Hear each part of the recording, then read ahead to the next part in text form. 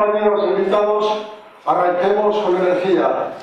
Jaime, nos has invitado a arrancar con energía, algo que creo que es muy apropiado. Un día como hoy, sobre todo para todos los que anoche disfrutaron de un irlandés y de 2 o 3 o no sé cuántos.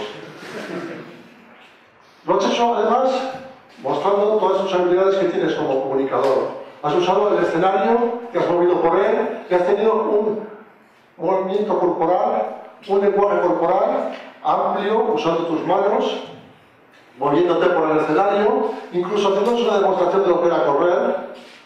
Tu mirada ha estado en todo momento dirigida hacia el público. Si bien creo que tenía cierta preferencia por esta parte, no sé si los que estaban sentados por allí se habrán sentido en algún momento un poquito desatendidos por ti. El uso de la voz, muy bien. Has modulado el ritmo, has utilizado pausas para dar énfasis a cada parte de tu mensaje.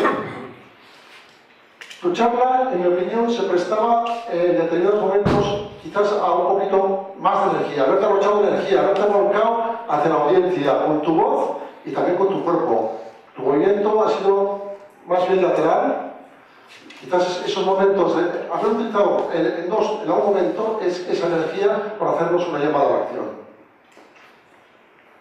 Por otra parte, me ha parecido excelente, por ejemplo, el pequeño uso que has hecho del humor, cuando nos has dicho, voy a hacer una pregunta.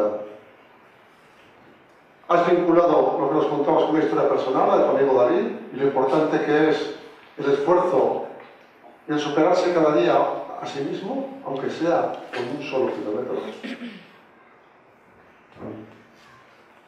Y además, has sabido vincular todo esto a la audiencia, a Toastmasters, a la experiencia de ser Toastmasters y especialmente al evento que hoy estamos celebrando. Enhorabuena.